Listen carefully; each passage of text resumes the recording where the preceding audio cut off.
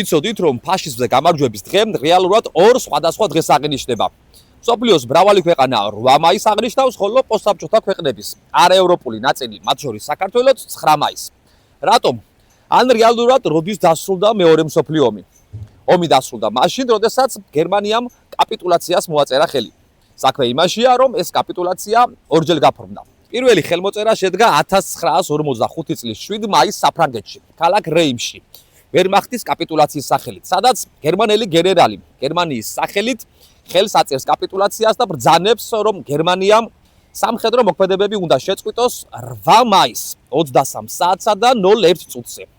ანუ ოფიციალურად ომი 8-ში დასრულდა. აბა 9-ში რა მოხდა?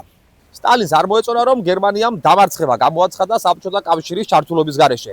ამიტომ ომის დასრულებამდე მას უნდა ეჩქარა, რომ შეედგინა ზუსტად ანალოგიური შინაარსის, მაგრამ მეორე კაპიტულაციის აქტი, რომელსაც ხელს მოაწერდა მაღალი რანგის გენერლები. გერმანიის მხრიდან ფელდმარშალი კაიტელი, ხოლო საბჭოთა კავშირის მხრიდან მარშალი ჟუკოვი. თან შტაბ-ბინად უნდა შერჩეულიყო წითელი არმიის მიერ აღებული შენობა ბერლინის ცენტრში, რომელიც ხაზს გაუსვამდა საბჭოთა კავშირის როლს ომის მოგებაში. რა თქმა უნდა, მოასწრეს გვიან ღამით, ჯერ კიდევ იმ დროს, როდესაც ევროპაში 8 მაისის ღამე იყო. თუმცა ამ დროს მოსკოვში უკვე 9 მაისი თენდებოდა.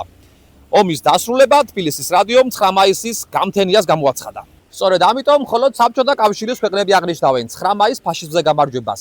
ზეიმობენ და სამხედრო თემატიკაზე ამახვილებენ ყურადღებას, აღლუმებზე და მარშებზე. დანარჩენ 50 ქვეყანაში, მათ შორის ამერიკასა და ევროპაში კი 8 მაისი დამკვიდრდა. თარიღების გარდა განსხვავება აღნიშვნაშიც არის. მათთვის ტრაგედია უფრო მძიმე აღმოჩნდა, ვიდრე გამარჯვების სიხარული. მეორე მსოფლიო ომში 70-ზე მეტი ქვეყანა მონაწილეობდა, რაც მსოფლიო მოსახლეობის 80%-ს მოიცავდა. ბრძოლები 40-ზე მეტ ქვეყანაში მიმდინარეობდა და ჯამში 60 მილიონამდე ადამიანის სიცოცხლე შეიწირა. მათ შორის დაახლოებით 20 მილიონამდე მშვიდობიანი მოქალაქეს. საქართველოსდან 700,000 მეომარი გაიწვიეს. აქედან 300,000 უკან აღარ დაბრუნებულა. ამიტომაც 8 მაისი ევროპისთვის უფრო ხსოვნის დღეა. ომის დასრულების და მსხვერპლთა პატივისცემის. 9 მაისს კი ევროპის დღე აღინიშნება, რადგან 1950 წლის 9 მაისს შუმანის დეკლარაციით საფუძველი ჩაეყარა ევროპულ ერთობას, რომელიც თავდაპირველად ქვანახშირისა და ფოლადის გაერთიანება იყო, მაგრამ მოგვიანებით ჩამოყალიბდა დღევანდელ ევროკავშირად. საინტერესოა ისიც, რომ გერმანიისთვის ეს დღე დამარცხებად არ აღიქმება. პირიქით, აღიარებენ, რომ ჰიტლერის რეჟიმი იყო დანაშაულებრივი. ამიტომაც 8 მაისს ისინი აღნიშნავენ ნაცისტური რეჟიმისგან გათავისუფლების დღეს.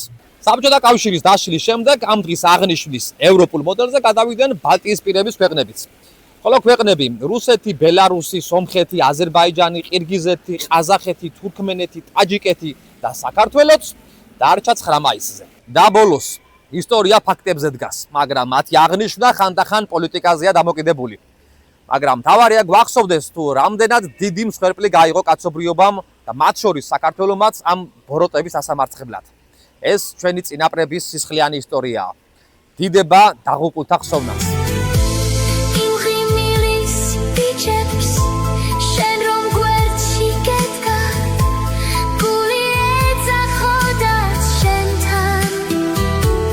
მაგრამ იმათ შორის ბევრი აღარ არის